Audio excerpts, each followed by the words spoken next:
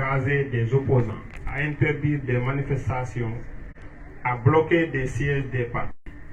Aliou Sané va retrouver dans les geôles plus de 500 jeunes qui croupissent pour avoir osé revendiquer les droits élémentaires, exprimer une opinion, participer à une manifestation et circuler dans les rues.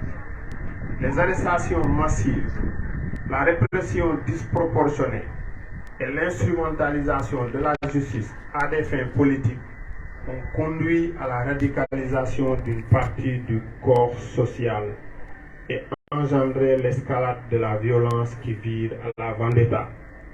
Des voitures et maisons saccagées, des caravanes attaquées, un leader politique enlevé puis séquestré, des rues jalonnées de blindés de policiers et de gendarmes fortement armés, des nervis et des jeunes en colère qui se toisent.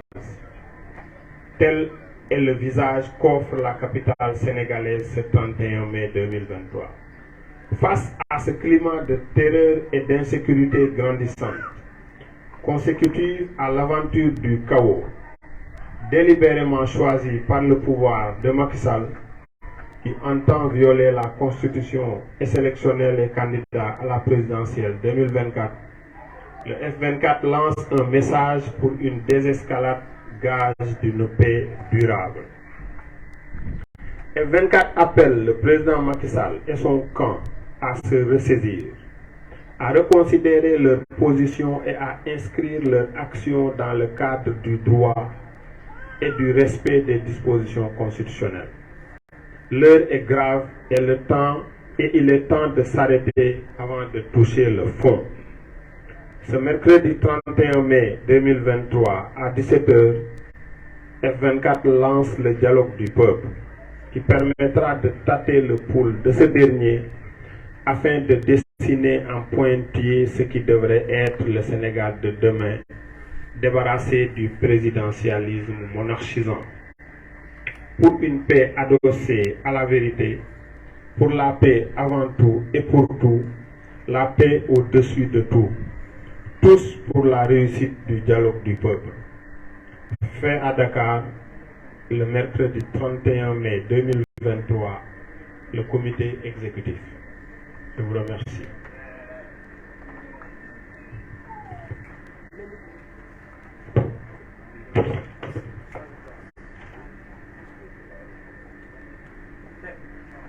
Senghor, on va changer de place.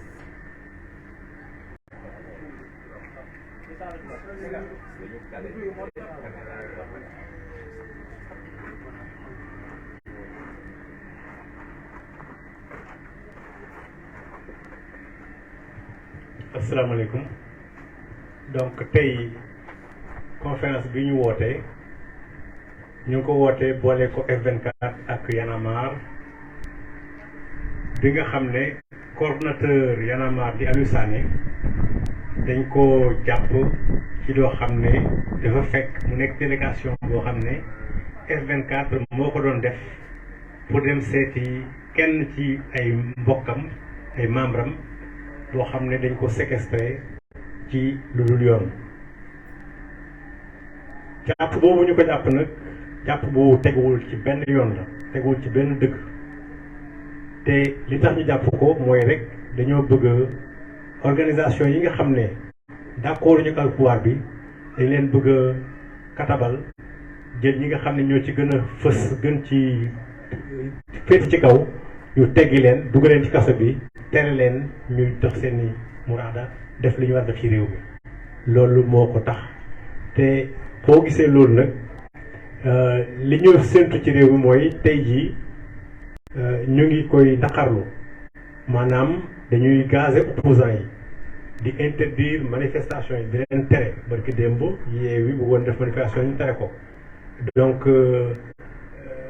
di bloquer sièges yi parti PRP démb dañ ko bloqué il paraît que sax dañ ko pillé Aliou Sané bi muy yóbbu bi ñu koy dugal di ko yóbbu foofu fekk na fa lu ëpp téeméeri xale yoo xam ne ñu ngi ci kaso bi te dara yóbbu leen fa lu dul di laaj seen àq ak yelleef am na ñoo xam ne dañoo wax seen xalaat donc am na ñeneen ñoo xam ne dañoo bokk ci ay manifestation am na ñoo xam ne sax dañuy dox ci mbedd mi rek ñu dajeeg policiers yi fekk manifestation am ñu jóg leen yóbbu leen kaso denc leen te ñooñu manifesté wuñu sàcc ñu defuñu dara dañ doon dox rek ci mbedd mi ñu jàpp leen jàpp yu bari yooyu nag ak dóor yu métti yi jàpp yu métti yuy jàpp nit ñi ba pare boole ci ëttuk attekaay muy justice ñu di ko jëfandikoo pour daan ay opposants loolu moo tax tey jii am ñoo xam ne dañoo gën a fës fippu bi nag dara indiwu ko lu dul ñàkk warmaal ñàkk joxe nit ñi seen àq ak seen yelleef te kuñ joxul sa àq sa yelleef dina këtëbal bu fekkee bu boobaa di nga mën a fippu te fippu bi loolu rek moo ko indi donc fippu boobu nag mu ngi indi musiba parce que dafa mel ni dafa am feeñantu ci biir lakk fii kër lakk fële oto ñu lakk oto kii donc loolu la ñuy wax vendetta te vendetta baaxul ci réew maanaam ku nekk di feeñul sa bopp te bu ëllëgee li mu jur kenn xamu ko am na oto yu ñuy lakk am na ay kër ñu taal ay caravane ñuy arrêté leader politique boo xam ne dañ koy jàpp yóbbu ko séquestré ko am nañ boo gisee tey mbeddu Ndakaaru yi ay blindé ay camion yi police gendarme kese ñoo fa ne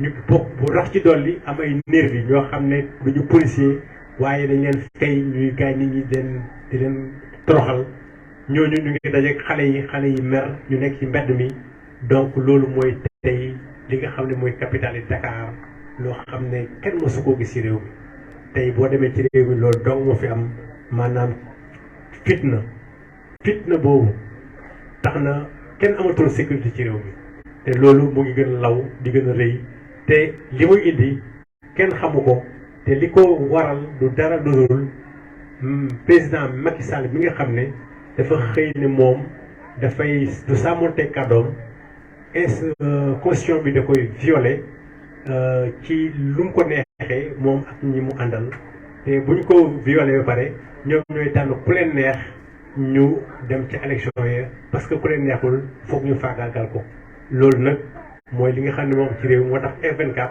ñaan ñu teggi tànk ñaan ñu delloo si xel yi ñu delloo si jàmm parce que jàmm rek moo xëj ci réew mi F24 mu ngi woo Macky Sall président Macky Sall ak ñi mu àndal ñu delloo si seen xel ñu xoolaat ni ñuy doxalee def ko ci li nga xam ne moom la yooni réew mi tëral teg ko ci li nga xam ne moom la constitution bi tëral ñu respecté ko parce que fi mu nekk nii jaaxle tàmbali na am réew mi commencé na jax te bu ñu deful ndànk teguwul suñu tànk fa ñu jëm kenn xamu ko tey jii muy 31 mai 2023 bu 17h jotee fële ca Parcelles Assainies dañ fa def li ñuy wax dialogue du peuple dialogue boobu nag dina tax ñu xool li nga xam ne moom la askan wi xalaat li nga xam ne moom la askan wi bëgg ba nga xam ne bu ñu ko defee ci réew mi loolu dañu am président boo xam ne day buur du ko neex mu def donc ñu am ay solution ci problème boobu nga xam ne moo tax réew mi moo tax ñun F24 li ñu ñaan mooy jàmm rek jàmm gën lépp pour ñun jàmm ci la lépp xej moo tax li ñu ñaan mooy ñëpp ànd ak ñun ñu dem ci dialogue bi ba nga xam ne dañ fexe réew mi am jàmm ñu ngi leen di sant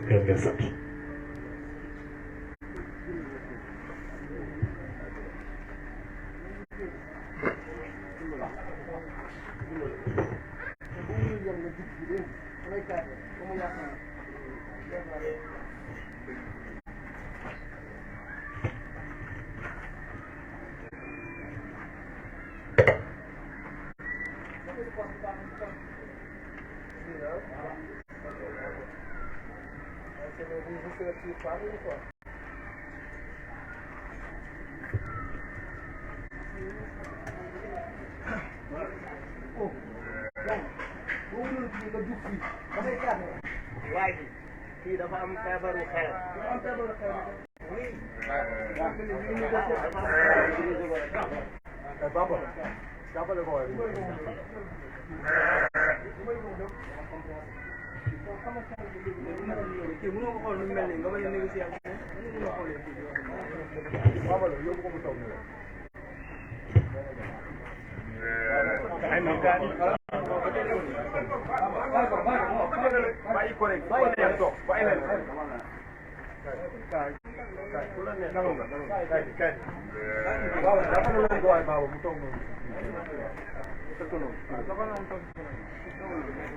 Salam alaikum. Bonjour le monde, bonjour l'Afrique, bonjour le Sénégal. Bonjour ceux qui nous suivent dans les réseaux sociaux. Bonjour effectivement à tous ces jeunes qui sont présents. Et nous remercions effectivement ces journalistes qui sont venus couvrir cette importante conférence de presse. Je voudrais être très très court. Mon nom c'est Malal Almamitala, alias Foumala, membre fondateur du mouvement Yalama. Je voudrais qu'on s'arrête un peu sur les infractions qui ont été reprochées, qui sont reprochées, sur les infractions reprochées à Aliou Sané. Il y a 5 infractions. La première infraction, c'est participation à une manifestation non déclarée. À notre connaissance, Y'en a marre n'a jamais été informé d'une quelconque manifestation qui devrait être organisée le 29 à la cité Keur-Gorgui. Il s'agissait simplement d'une visite qu'une délégation de F24 devrait effectuer auprès de Ousmane Sonko. Donc, on ne peut pas parler de manifestation, il s'agit d'une visite. Maintenant, Aliou Sané est un membre très important dans le dispositif de F24. Donc quand on évoque qu'il a participé à une manifestation non déclarée, ce n'est pas du tout vrai, c'est un grand mensonge. La deuxième infraction, c'est attroupement. Et après trouble à l'ordre public. Pour qu'il y ait trouble à l'ordre public, il faut qu'il y ait attroupement. Aliou Sané est descendu de sa voiture, il a traversé seul, il n'était accompagné de personne. Il était seul. Quelqu'un qui part seul, on ne peut pas dire qu'il est en train de créer un attroupement. Donc en fait, une seule personne ne peut pas faire trouble à l'ordre public.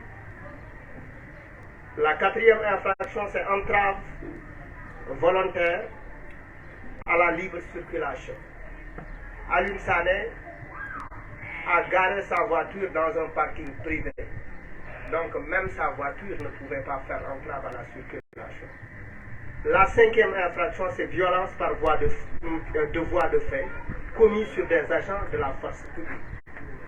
C'est encore un grand mensonge parce que on a tous vu la vidéo. Aliou Sané a été malmené. Il était tenu par plus de 4 policiers, 4 gros policiers, 4 grands policiers qui ont tenu Aliou Sané pour le malmener. L'humilier, sa dignité a été atteinte. Donc on ne peut pas parler effectivement, on ne peut pas reprocher à Aliou Sané d'avoir effectivement fait quelque chose aux agents de la force publique. Maintenant, ce que nous retenons, c'est qu'on ajoute du cheveu dans la soupe. L'arrestation de Aliou Sané, c'est une arrestation qui va mener ou conduire à la généralisation de la lutte. Parce que jusque-là, la lutte, la contestation de la rue était entre le parti de Ousmane Sonko et le pouvoir. Aujourd'hui, l'arrestation de Aliou Sané, effectivement, va muter la lutte. Muter la lutte, c'est-à-dire la lutte va devenir citoyenne. Elle va devenir citoyenne parce qu'effectivement, tout le monde sait que son arrestation ne tient pas du tout la route. On veut tout simplement, comme ils l'ont dit, décapiter un vaillant militant, quelqu'un de très engagé, quelqu'un de très debout. Macky Sall était là en 2012. Nous étions avec lui en 2012 pour combattre la 3e candidature. Et ils ont très bien remarqué qu'Aliou Sané est quelqu'un qui est en train de travailler à décourager Macky Sall par rapport à sa troisième candidature. Il est en train de s'organiser, il est en train de lutter. On n'a jamais entendu Alioune Sané indécent. On n'a jamais entendu Alioune Sané avec des propos déplacés. Il a toujours parlé en responsable, il a toujours mené la lutte dans les règles de l'art. On dit encore cette arrestation de Alioune Sané, son interpellation, c'est une interpellation de plus et de trop.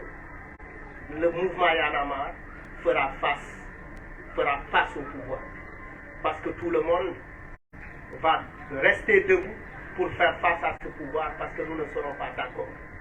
Et nous invitons tous les Sénégalais à être témoins de ce qui est en train de se passer. C'est-à-dire que le pouvoir est en train d'exagérer et à tous les niveaux. Nous appelons tous les citoyens à prendre compte de ce qui se passe, à regarder et à être témoin. Macky Sall est en train de perturber ce pays-là. Il est en train effectivement de déstabiliser ce pays-là. Il est en train de faire n'importe quoi. C'est le principal perturbateur de la paix sociale et de la cohésion sociale. Donc, en termes simples, le mouvement Y en a marre fera face et la libération d'Alioune Sané est une demande et il faut le libérer immédiatement. li ñuy waxaat dama koy bamtuwaat ci wolof Alioune Sané dañ ko jàpp ci li nga xamante ne tegul fenn bi ci njëkk dañ ne Alioune Sané dafa bokk ci manifestation bu ñu déclaré wu loolu du benn dëgg Alioune Sané dafa demoon simplement seeti Ousmane Sonko am ñi mu àndal ñu jàpp ko moom kese bi ñu koy jàpp moom kese moom moo nekk dafa gaare otoom jéggi di dem ñu fekk ko fi mu nekk téye ko nee nañu également attroupement ak trouble à l'ordre public amul benn yoon trouble à l'ordre public parce que trouble à l'ordre public pour mu am foog attroupement am Alioune Sané dajalewul ay nit woowul ay nit pour ne leen kaay leen ñu dem te ki ñu dem seeti dañ ko war a seeti citoyen la président de parti politique la bu bokk ci plateforme F24 ñu jàpp ko la veille yóbbu ko këram en résidence surveillée dans un pays normal li ci war mooy ñi nga xamante ne c'est des militants de la démocratie seen wareef mooy dem seeti Ousmane Sonko ndax mi ngi ci jàmm wala nekkul ci jàmm pour mën a wax askan wi di xew parce que fi mu toll nii dëgg dafa commencé tumurànke leneen li ci topp mooy dañ ne moom dafa entravé dafa maanaam bloqué circulation bi mënul bloqué circulation parce que oto mu ngi ko gaare ci benn parking bu privé violence par voie de fait commis sur des agents de police nee nañu maanaam dafa doon xeex ak policier vidéo bi li mu wone dafa waroon li nga xamante ne moom lañ koy toppee Alioune Sané moom la ñu gis ay policier di ko malmené di ko toroxal ci kilifa bu toll ni moom parce que Alioune Sané luñ ci munti waxit nit la boo xamante ne mën nañu ñun ñëpp mën nañu ànd d'accord ni que xeexkat la te xeexam yëpp musul wàcc yoon ci yoon la ko mës a teg musul saaga musul dóore musul woo nit ñi ci li nga xamante ne tegu ko ci yoon li ñuy wax nag mooy ñu ngi jaajëfal ndaw ñëpp di leen wax ni Y en a marre dina faire face au gouvernement dina faire face au pouvoir pour Alioune Sané delluwaat këram dellu ci njabootam parce que arrestation bi ñu ko arrêté teguñu ko ci benn yoon li ñu bëgg a wax nag loolu kese la du li ci des yoon moo ñu koy won ñu ngi taxaw ñu ngi wax sénégalais yi ñoom ñëpp ñu seede li nga xamante ne moom mooy xew lii raam ci ñag bi la jëm parce que bu ñu jàppee Alioune Sané tey boo xamante ne du membre d'un parti politique comploté wul pour kenn mooy ñu ngi toxal xeex bi mooy lan mooy xeex bi ñu doon gis dafa nekkoon diggante parti Pastef ak nguur gi mais bu ñu demee ba boole ci Alioune Sané wala boole ci nit ñi nga xamante ne c'est des membres de la société civile li muy wane rek mooy ñu ngi toxal xeex bi te bu ñu toxalee xeex bi su boobaa dina doy waar nguur gi mu ngi ñuy jëmale ci benn gilaawaali boo xamante ne kenn mënul xam fu mu jëm foofu la ñu bëggoon yemale kàddu wasalaam am ngeen jaaraam. Merci beaucoup. On va prendre quelques questions avant de mettre fin à cette conférence de presse. Merci. Un instant.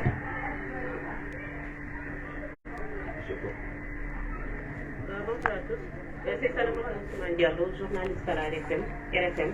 Donc, juste pour demander à Madame si c'est possible de revenir sur la version Wolof, parce que wax nga ko ci français bi, mais da nga ko omettre ci partie Wolof, parce que yaa ngi wax tout à l'heure que ni en français que Macky Sall est le responsable de la perturbation actuelle dans le pays. Est-ce que mën nga fi ñëwaat ci Wolof ci loolu s'il vous plaît?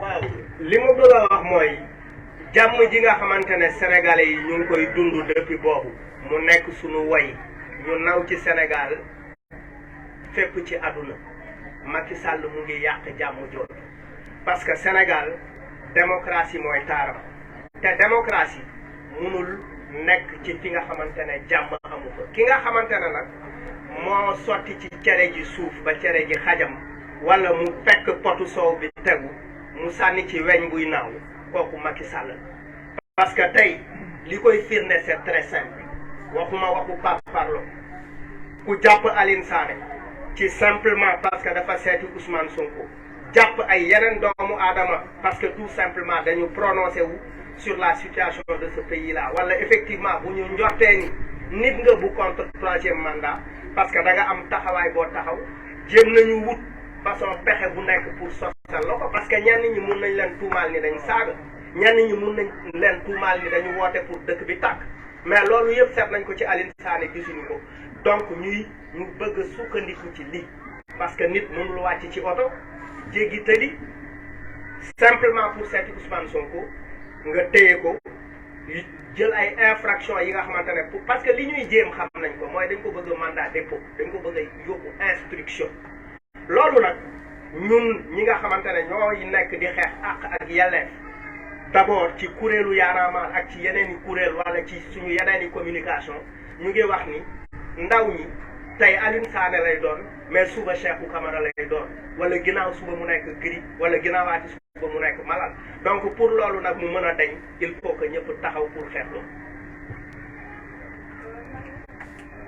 salaamaaleykum Malal par rapport ak seen organisation Mouhamadou Malang Touré seen news par rapport ak organisation dialogue bi dégg nañu ki nga xam ne moom mooy préfet bi di wax ni foofu noonu dañ ko tere et F24 doyen Madiène da ngeen bëgg a organiser dialogue bi à 17h lan la ñu mën a xaar par rapport ak li nga xam ne mooy dogal boobu. waaw li ñu bëgg a wax foofu rek mooy fii place boobu place privée la place privée boo xam ne mairie moo koy loué boobu léegi te ba mu koy loué boobu léegi amul benn yoon boo xam ne préfet bi am na ci ndogal mairie bi moo ko moom moo koy loué préfet bi amul ci benn ndogal bañ koy loué loolu la ñu wax loolu moo tax ñu loué ko tey bu préfet jógee ne da ciy laaj da ci am ndogal mooy loo xam ne lu bees lay doon mosuñ ko faa laal donc ci F24 lay njëkkee ñu ne place boobu dañ ko autorisé wala duñ ko autorisé ba fii ñuy waxee la jotaguñu benn dogal bu ñu ne dañ koy tere donc pour ñun manifestation bu foofu lay amee bu ñu toogee nag ba préfet bi ñëw nañu bu ngeen du fi amee bu boobaa ñu toog waxtaan xool naka la ñu def.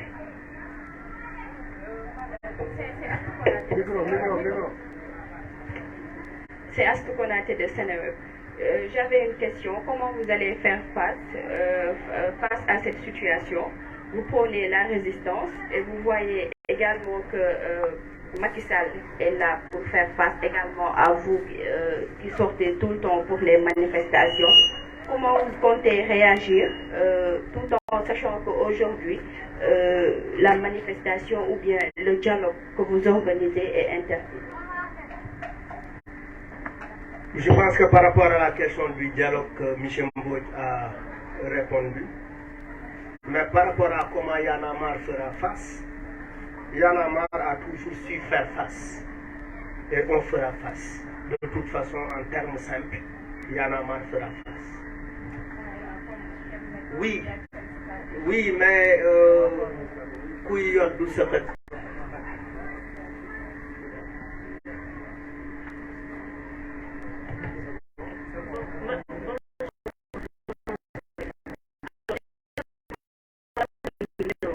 À votre objectif, c'est-à-dire du moment que seen confrère wala seen collègue Guy Marius Sagna a annoncé que ni da ngeen di déparé pour dem kër Sonko jëli Sonko pour soog a mën a participer au dialogue ñëw au Parcelles Assainies est-ce que yaakaar ngeen ni loolu ça va aboutir est-ce que dialogue bi ngeen xalaat ni maanaam est-ce que dina am tey xalaatoo leen ni perturbation dina am ci yoon bi ci diggante bi ak su boobaa aussi comment est-ce que vous allez réagir. Alors, merci. Attention li nga wax noonu ñun dégguñ kan moo ko wax.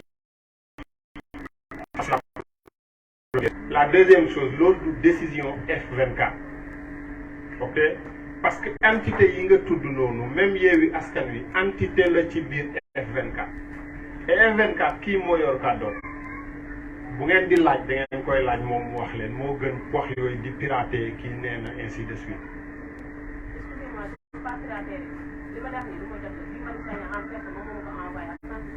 Guy Marius Sagna n'est pas responsable à F24. F24, c'est lui le coordonnateur. Le bureau exécutif, c'est 15 personnes. Guy Marius Sagna beaucoup. C'est clair?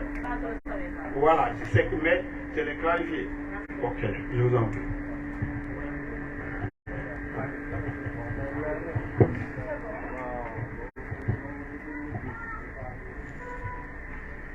salaamaaleykum maa ngi leen di nuyu yéen ñëpp man la Pape Waly Dione de Sénégal7.com alors man benn laaj laa amoon jëmale ko ci tension politique bi am fan yëpp gis nañ ñaari fan yu weesu ci ñaari camp yëpp dañuy gis ne dañuy yëkkati ay kër di ko taal ak yooyu mel noonu ak ay manifestation ñun en tant que kuréel F24 ndax yéen a ngi bàyyi xel ci ëllëgu Sénégal ci tension bi ñu nekk ban jéego ngeen fas yéene def pour mën a rabaisser tension bi am jamono bi ci Sénégal.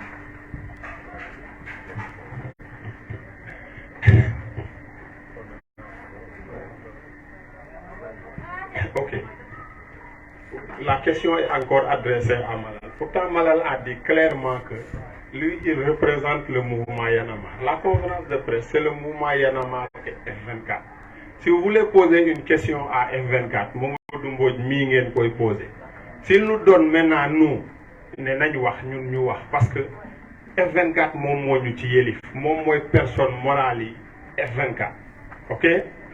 Maintenant F24 plateforme de PLE, que ce soit clair, net et précis. F24 d'accordul ci taal, d'accordul ci yàq alali jàmbur. F24 ay action citoyenne lay def.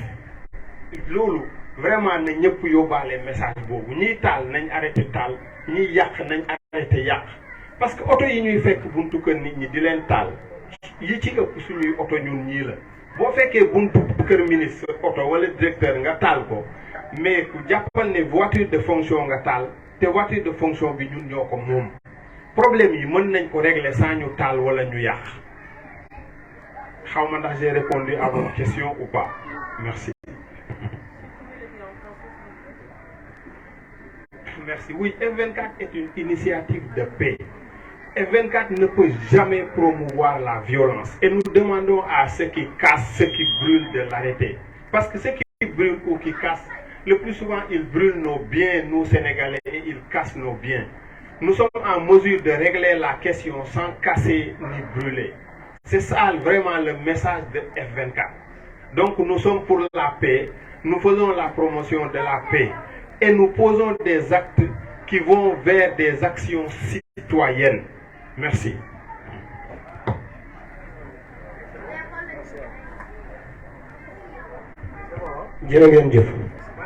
Voilà, merci beaucoup. Merci.